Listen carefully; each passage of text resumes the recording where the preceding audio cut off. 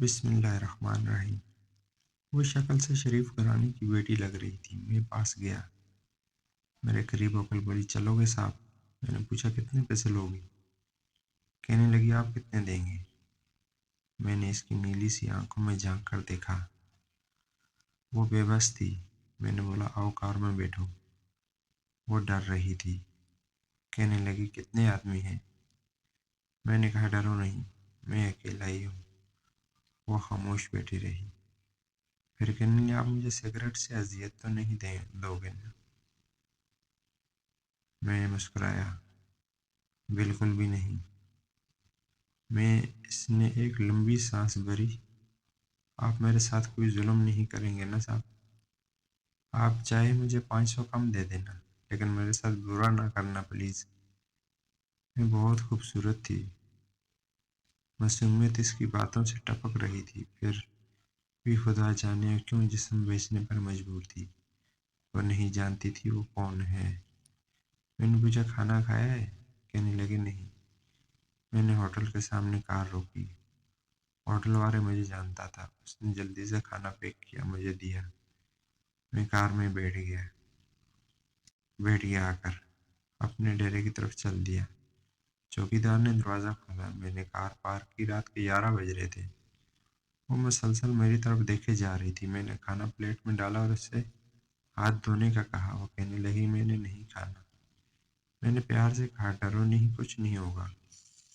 وہ ہاتھ دھو کر آئی، میرے سامنے کرسی پر بیٹھ گئی، کھانا کھانے لگی۔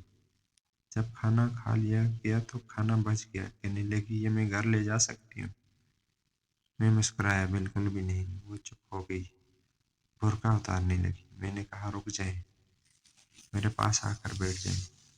وہ حیران تھی، میری آنکھوں میں دیکھ کر بولی، جلدی سے اپنا کام کریں، مجھے واپس چھوڑ آئے۔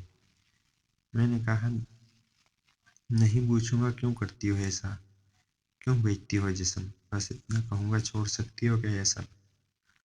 وہ میرے چہرے کی طرف دیکھنے لگی۔ آپ پاگل لگ رہے ہیں مجھے۔ میں نے اس کی آنکھوں میں دیکھا، ہاں پاگل ہی ہوں میں، سب پاگل ہی سمجھتے ہیں مجھے۔ وہ کہنے لگی، اگر کچھ کرنا نہیں ہے تو مجھے واپس چھوڑ کر آؤ۔ میں نے اس کے سر پہ ہاتھ رکھا، پھر پرس سے 10,000 روپے نکالے، اس کے ہاتھ پہ رکھے۔ وہ حیران تھی، کہنے لگی، میں نے نہیں لینے، آپ کیوں دے رہے ہیں یہ پیسے مجھے؟ میں نے اس کے چہرے پر ایک تھکن محسوس کی۔ وہ آنسو روکے بیٹھی تھی، بار بار کہہ رہی تھی، مجھے بس واپس چھوڑ کر آؤ، مجھے ڈر لگ رہا ہے۔ میں نے اسے یقین دلایا، ڈرنے کی کوئی بات نہیں۔ اچھا بتاؤ نا، بہت درد دیا ہے نا زندگی نے؟ یہ سننا تھا اس کی آنکھوں میں نم ہو گئی، جیسے کوئی قیامت گر گئی ہو اس پہ۔ میں سمجھ چکا تھا کوئی بہت بڑا درد لیے گھوم رہی ہے۔ دروازہ کھولا، کانپتی آواز میں بولی، مجھے چھوڑ کر آؤ واپس۔ میں نے اسے بیٹھنے کا کہا، بتایا، میرا نام مصطفیٰ ہے، ڈرو نہیں، خود کو محفوظ سمجھو۔ اسے جب یقین ہو گیا پریشانی والی کوئی بات نہیں تو بتانے لگی، شوہر مر گیا، 3 بیٹیاں ہیں، سسرال والوں نے نکال دیا، ماں باپ فوت ہو چکے، بھائی کوئی ہے نہیں۔ ماموں کے گھر آئی، ماموں کے بیٹے نے میرے ساتھ زیادتی کی۔ میں نے جب مامی کو بتایا تو سب نے مجھے غلط کہا، مجھے دھکے دے کر گھر سے نکال دیا۔ دور کے رشتہ دار نے ایک بڈھے سے میری شادی کرائی، اس کے بھی بچے تھے، اس کے بچوں نے مجھے ذلیل کیا۔ پھر شوہر بھی فوت ہو گیا، بیٹیوں کے لیے در بدر بھٹکنے لگی، نہ چھت تھی نہ روٹی تھی، بھوک افلاس تھی، سڑکوں پہ کھڑی تھی۔ ایک صاحب آئے، کہنے لگے، 1 گھنٹے کے 5,000 دوں گا۔ نہ چاہتے ہوئے ماں کی ممتا کے حالات ستائے بھی کیا کرتی، آخر چل دی۔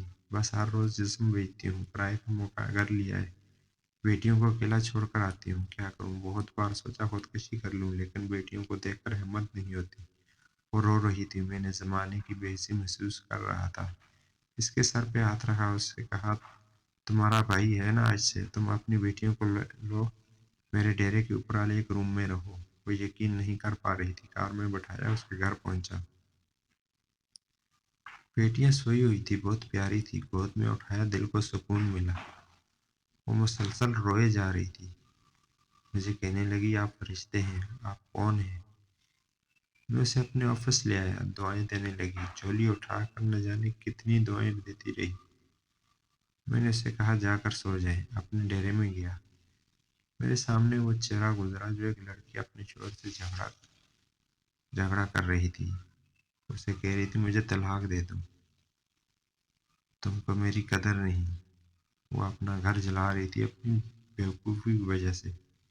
وہ بیچاری کیا جانے زمانے کی تلخیاں کیا ہوتی ہیں، زمانے کا ڈسنا کیا ہوتا ہے۔ میں بتانا چاہتا ہوں اپنا گھر جان بوجھ کر اجاڑنے والی لڑکیوں کو طلاقیں لینا آسان ہے، اس کے بعد جینا موت ہے۔ کبھی ساس کا رونا، کبھی نند کا سیاپا، کبھی جٹھانی سے لڑائی، یہ ہر گھر کی بات ہے۔ اس کا ہرگز مطلب نہیں کہ طلاق لینا ہر گھر اجاڑنا نہیں ہے۔ کم عمری میں میرے سر کے بال سفید ہو گئے۔ ہزاروں آنکھوں کے آنسو دیکھ کر اپنے گھر کو آباد رکھو۔ عورت خدا کی قسم میرے معاشرے کی زنجیروں میں جکڑی ہوئی ایک قیدی ہے۔ کبھی باپ کی پگڑی پہ لٹ گئی، کبھی ساس کے زہر آلودہ لہجے پہ، کبھی شوہر کی انا پہ حق ہو گئی، کبھی اولاد کی وجہ سے۔ مرد اگر سمجھے میرے اس تحریر کو شاید میرا معاشرہ بدل جائے۔